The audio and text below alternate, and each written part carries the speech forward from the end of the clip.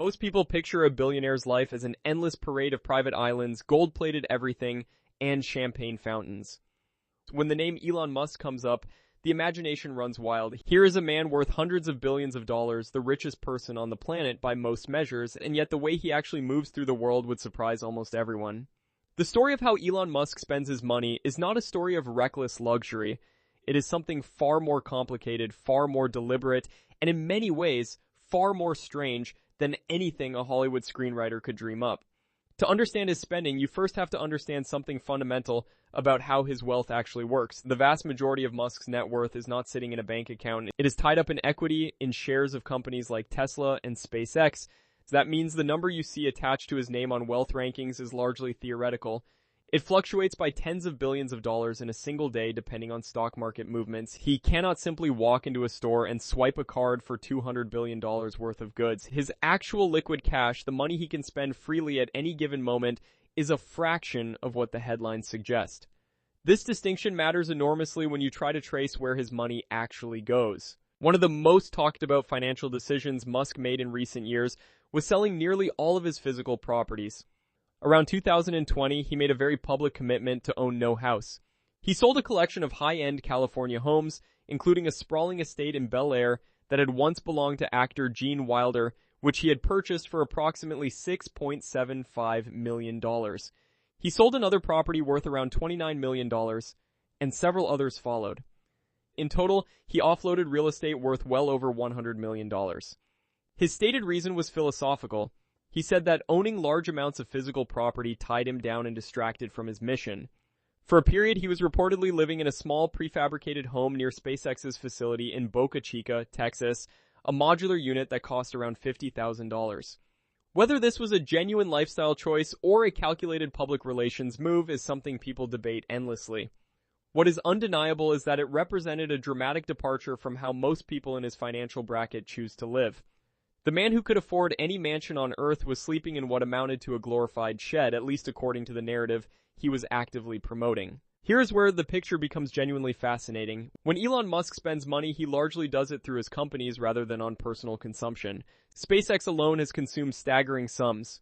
The development of the Falcon 9 rocket, the Falcon Heavy, and the Starship program has cost billions upon billions of dollars. Starship, which Musk envisions as the vehicle that will carry humans to Mars, has required an investment that runs into the tens of billions when you account for all the iterations, explosions, redesigns, and testing cycles. This is not corporate money in the traditional sense because Musk has personally funded significant portions of SpaceX's early development. In the early days, after selling PayPal to eBay for approximately $1.5 billion, he put roughly $100 million of his own money into SpaceX, another $100 million into Tesla, and around $10 million into Solar City. He has said publicly that by 2008, he was nearly broke. Both companies were on the verge of collapse simultaneously. He borrowed money from friends just to cover rent. The spending that defines Musk is not on yachts or art collections.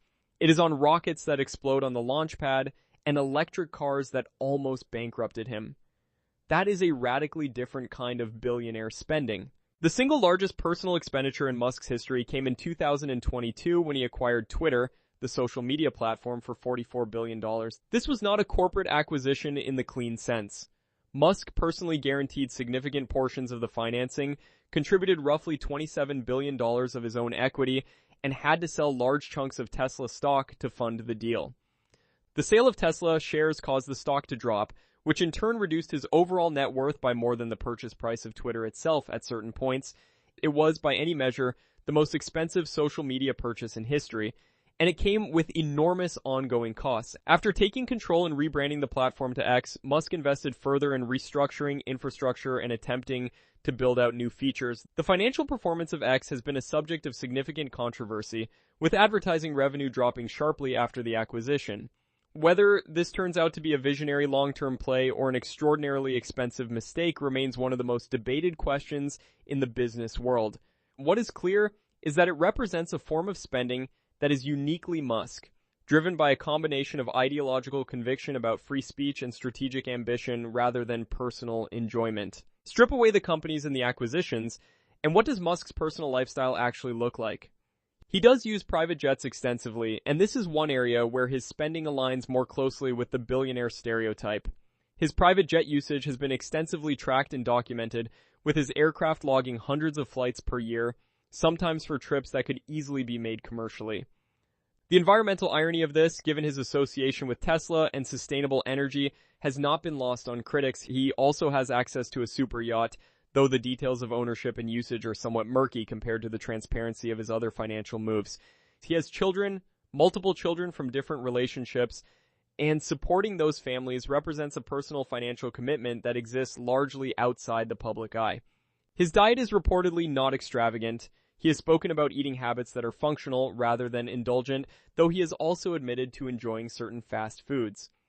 The picture that emerges is of someone who is genuinely not motivated by personal luxury in the way that most people assume extreme wealth automatically produces. Perhaps the most revealing lens through which to view Musk's spending is his stated philosophy about what money is actually for. He has said repeatedly, in interviews and on social media, that he does not accumulate wealth for its own sake. He views money as a tool, specifically as fuel for what he considers to be the most important projects in human history: colonizing Mars, transitioning the world to sustainable energy, developing artificial intelligence safely through his company xAI, building brain-computer interfaces through Neuralink, and reshaping global transportation through ventures like the Boring Company. Each of these represents not just a business investment, but an expression of a worldview in which the survival and expansion of human civilization is the ultimate priority. Neuralink has received hundreds of millions of dollars in funding, with Musk personally invested in its success. The Boring Company, which aims to solve urban transportation through underground tunnel networks, has similarly absorbed significant capital. xAI, his artificial intelligence venture, raised billions in funding rounds and represents his answer to what he sees as existential risks posed by unaligned artificial intelligence. Whether you find this vision inspiring or alarming, it represents a coherent framework for understanding where the money goes. Pulling back and looking at the full picture, what emerges is a portrait of wealth being deployed in a way that is genuinely unusual in the history of extreme affluence, and there have been other wealthy individuals who poured their fortunes into ambitious projects. Howard Hughes comes to mind with his obsessive investment in aviation and film. Andrew Carnegie built libraries across the country. John D. Rockefeller funded universities and public health initiatives. But Musk's scale and the specific nature of his ambitions, interplanetary colonization, neural interfaces, artificial general intelligence, represent something without clear historical precedent. The spending is not philanthropic in the traditional sense. He is not simply writing checks to establish charities, though he has made some charitable donations, including a notable contribution of Tesla shares worth approximately $5.7 billion to an undisclosed charity in 2021. His model is more like aggressive reinvestment in what he believes are civilization-level bets. The controversies surrounding him are real and significant. His labor practices, his political statements, his management style, and his personal conduct have all drawn serious criticism. But the question of how he spends his billions reveals something that cuts through the noise. The money flows toward rockets, toward batteries, toward tunnels, toward neural chips, and toward a vision of the future that is either the most ambitious project in human history or the most expensive ego trip ever attempted. Probably, in ways that are genuinely hard to untangle, it is both at once.